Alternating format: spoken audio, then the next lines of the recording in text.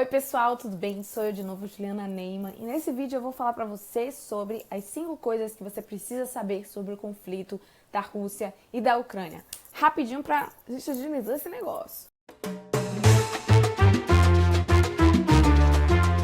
O primeiro tópico sobre essa situação é a questão de que esse conflito não começou agora. Esse conflito é antigo, começou basicamente no ano de 2014, com as revoluções da dignidade, a Revolução da Dignidade, que foi uma série de protestos que aconteceu ao redor do país para tentar a deposição do presidente que estava vigente no momento, que era o Viktor Yanukovych, se eu não estou enganada. Esses protestos, eles vinham não apenas pedindo a deposição desse presidente, porque ele era um títere. Títere é normalmente um político que vem para defender os interesses de um outro país. No caso, esse político teria como influência, teria como forma de atuação ser pró-Rússia. Então, as pessoas, já desde o final da Guerra Fria, já estavam no processo de ucranização, ou seja, de elevação das características nacionais da população e as características do povo da Ucrânia mesmo. Então, eles começaram a pedir justamente esse desalinhamento total entre a Ucrânia e a Rússia, fazendo essa série de protestos, e tudo isso já começou a gerar um descontentamento justamente com algumas cidades que começaram a aparecer como separatistas, principalmente na região de Donbass, e tudo isso foi gerando vamos dizer, um aquecimento no país e com a política russa, que acabou, no final, culminando agora em 2022 nesse conflito físico. Então, esse é o primeiro ponto. O segundo ponto é a relação da Ucrânia com a antiga União Soviética. É importante lembrar que a região onde existe a Ucrânia, dizem inclusive que a região de Kiev foi onde surgiu o Império Russo. E depois de muitos anos, ela fez parte, continuou fazendo parte da região que era o Império Russo e que depois se tornou a União Soviética, e hoje nós chamamos de Ucrânia como um país independente. Então, foi durante a União Soviética que a Ucrânia ela se alinhou muito mais às perspectivas políticas e econômicas que a União Soviética propunha, que eram as perspectivas socialistas, né? Então, com a finalização da União Soviética e a queda do Muro de Berlim, a Ucrânia ela se transforma, se não me engano, ela é fundada em 24 de agosto de 1991, ela começa a se posicionar como um país totalmente independente, e aí começa uma nova fase onde o mundo tinha essa perspectiva de poder bipolar, que era durante a Guerra Fria, dividia o poder no mundo entre os Estados Unidos e a União Soviética. Quando a União Soviética acaba, o Muro de Berlim cai, então começa a aparecer aquilo que nós entendemos como um mundo unipolar ou unimultipolar, que na verdade é a ascensão do estilo de vida americano, da perspectiva capitalista e da globalização, em detrimento à filosofia socialista que a União Soviética preconizava. Então, esse desalinhamento, ou melhor, essa desconexão entre a Ucrânia e a União Soviética, ela vai criar, a Ucrânia e a Rússia, ela vai criar um processo de debate entre a população e as lideranças ucranianas e russas. Por quê? A Rússia, por uma questão geopolítica, ainda que não mais como União Soviética, ela vai tentar manter a posição dela de poder com os países que fazem parte do entorno. Só que, sendo esses países cada vez mais independentes, ainda existia uma necessidade de alinhamento político que nem sempre era conseguido. Então, com a situação das revoluções, da Revolução da Dignidade, o país, a Ucrânia, ela começa a demonstrar, através da sua população, uma não identificação mais com as características do que seria a política russa. Vamos para o terceiro, que é a questão da OTAN e o Pacto de Varsóvia. Muita gente fala sobre a OTAN, mas assim, a OTAN, ela era, sabe o yin e yang? Então, a OTAN e o Pacto de Varsóvia, eles eram essa questão do yin yang. Por quê? Porque a OTAN surge durante esse período da Guerra Fria, na dualidade entre os países, para representar os países que fazem aliança com os Estados Unidos, enquanto o Pacto de Varsóvia veio para auxiliar e defender os países que tinham alinhamento com a União Soviética. Então, quando acontece a queda da União Soviética, a queda do Muro de Berlim e a ascensão, né, como poder majoritário no mundo dos Estados Unidos, o Pacto de Varsóvia cai, os países, a maioria dos países que antes faziam parte da União Soviética, eles começam a se render ao afã do capitalismo que os Estados Unidos prega e começaram e a OTAN continua existindo. Então, existe uma crítica, né, sobre será que a OTAN deveria continuar existindo na ausência do Pacto de Varsóvia, sendo que eles eram condições, né, opostas e complementares de uma mesma coisa? Isso é uma questão, né? Mas, por outro lado, no mundo no pensamento da estratégia de guerra e de segurança nacional, principalmente nos autores que preconizam, que enfatizam a ideia da teoria realista das relações internacionais, eles entendem que sempre que existe vida, existe guerra, existe paz. Então, a paz, ela precisa da proteção que a guerra vai fazer com que você tenha para que ela continue existindo.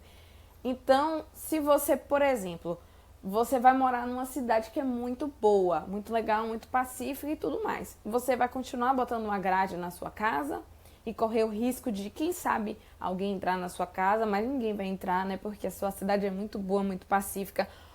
Ou você vai tirar a sua grade, né, porque a cidade é muito boa, muito pacífica. Tá, pode acontecer que ninguém nunca entre na sua casa. Mas se você tem uma grade, você vai garantir que ninguém nunca vai entrar na sua casa, por exemplo. Isso é uma suposição. Então, a OTAN, por outro lado, ela tem o sentido de existir porque ela existe para garantir que mesmo em paz a guerra não se faça presente. Tá, esse é um ponto interessante, mas ele leva a gente a comunicar o quarto tópico desse vídeo que eu estou fazendo para vocês. A perda de poder geopolítico da Rússia. É importante dizer que a geopolítica ela é a união entre geografia e política. E ela tem muito a ver com o poder através da terra, ou seja, desde que o mundo se tornou o berço de sociedades que são sedentárias, a terra se transformou em algo muito importante. E principalmente através do viés da terra como um lugar, como uma transcrição do poder. Não é uma transcrição, mas é como se ela fosse algo similar ao conceito de poder.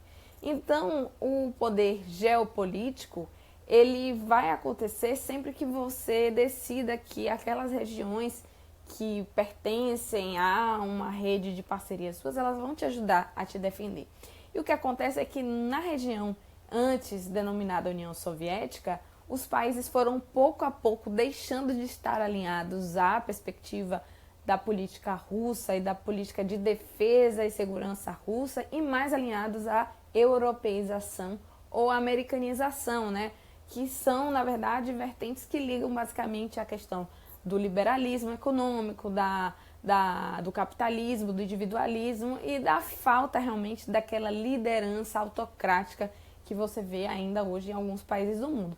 Então, com essas mudanças e a Rússia vendo que diversos países ao seu redor estão começando a se render e fazer parte, muitos deles, da União Europeia, por exemplo, existe um certo desespero, né? Porque apesar da Rússia ser gigante e ter aquele jogo War, que vocês já jogaram, que é muito difícil você conseguir dominar a Rússia, né? Porque a Rússia é enorme, já tentou Hitler, já tentou invadir, não conseguiu vencer, né? Napoleão já tentou, também não conseguiu, porque é um país realmente muito diferente, é um país eurásico.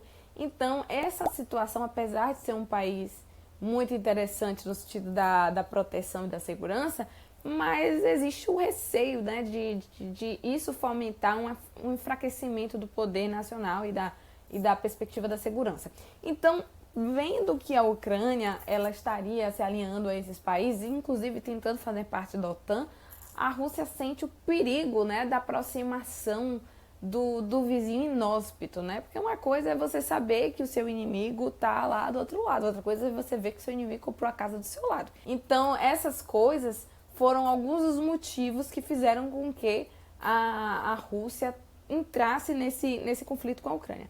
E dentro ainda dessa questão da geopolítica, você tem o outro tema que eu já toquei, que é a questão da europeização da Ucrânia. Então, com a queda do Viktor Yanukovych, aconteceu também uma inclusão de políticos que eram contra a perspectiva de poder russa. Então, eles começaram a fomentar justamente a dissolução de atitudes culturais que beneficiavam a dominação russa, do tipo, não se fala mais russo, agora ucrano,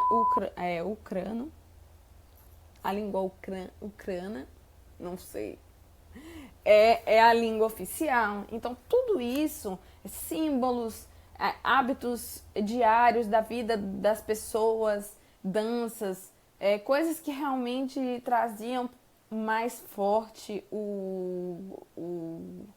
a unificação cultural com a Rússia, elas começaram a ser dissolvidas. E, ao mesmo tempo, não só isso aconteceu, mas também o alinhamento entre esses países e as características da cultura capitalista. Então, tudo isso fez, sim, a perda da influência geopolítica da Rússia na Ucrânia. Finalmente, as perspectivas que, voltando à questão da teoria das relações internacionais, é a perspectiva do hard power e do soft power, né? Hoje nós estamos vendo o conflito entre a Ucrânia e a Rússia sendo estabelecidos através de duas linguagens diferentes. Enquanto o mundo pós-União Soviética, pós-Guerra Fria, ele começou a dialogar e se enfrentar através do soft power, né, que é o poder da influência, o poder da cultura, é o poder da economia. Não é aquela guerra física, é uma guerra mental, é uma guerra diferente do que os países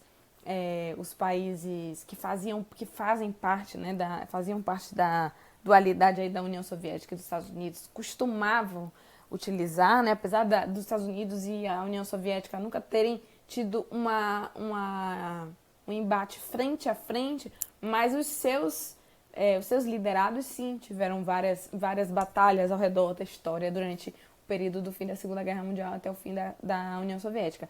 Então, durante esse período, dos últimos 30 anos, o mundo conversava através da linguagem do soft power. Então, você via aqueles filmes americanos, durante, pelo menos, esse último decênio, nem tanto. Mas, assim, depois de 1991, os seguintes 20 anos, a gente teve uma influência muito grande dos Estados Unidos, do estilo de vida americano, da alimentação, dos hábitos familiares, as músicas, as danças, a vestimenta, os filmes, tudo isso trouxe para a nossa vida de uma maneira muito forte o imperialismo americano através da cultura. E sem tantos embates físicos, apesar que a gente teve, né? Nós tivemos durante a história várias batalhas, várias guerras, né? Principalmente entre os Estados Unidos e os países do Oriente Médio, mas não entre países ocidentais. Então, agora o que se vê é justamente o hard power apresentado através da Rússia, porque a Rússia é um dos maiores exércitos do mundo, se não me engano é o segundo maior do mundo, e ele tá mostrando isso, ele tá falando, cara, eu quero conversar agora nesse idioma, e o mundo ainda está conversando no idioma do soft power, que é sanções, impedindo que as pessoas façam viagens, que dinheiro entre na Rússia, e assim, tanto a guerra física como a guerra soft, né, a guerra das outras questões, ela não afeta Putin, né, ela afeta a população, as populações. As populações são os entes, vamos dizer assim, que vão sofrer. Mas com isso tudo, as pessoas vão ficar sem dinheiro, vão ficar sem poder viajar, sem poder trabalhar, sem poder vender seus produtos, comprar os seus produtos. Então, na Rússia especificamente, quem vai sentir primeiro é a população. E diferente dos países que têm democracias estabelecidas e verdadeiras, na Rússia as pessoas não podem nem sair para protestar. Então, também é muito triste as pessoas serem presas porque foram protestar, porque estão com fome, porque elas são contra a guerra, ou por seja lá quais motivos forem. Então, realmente, essa situação da não comunicação, por um lado, é boa, porque se todo mundo estivesse comunicando com a linguagem do hard power, agora a gente já estaria num pipoco geral, né? O mundo inteiro em guerra. Mas se nós vamos falar com a linguagem do soft power, certamente os resultados vão demorar mais, porque a Rússia está preparada para tudo isso, tem dinheiro, Putin vai ter onde comer, vai ter onde dormir, os oligarcas também. E assim, cara, só vamos ver eles se renderem aí lá pro final do ano, muito provavelmente. Eu espero que não, tá? Dizem que aí em abril nós vamos ter uma virada de chave, não se sabe exatamente o que vai ser, espero que para o bem, né, para a redução dos conflitos. E é isso aí, meu povo, eu espero que tenha feito um resumão bom para vocês. Eu falei do que eu acho que é mais relevante. Se vocês gostaram, por favor, deixa um like, comenta, compartilha com os brothers e até a próxima.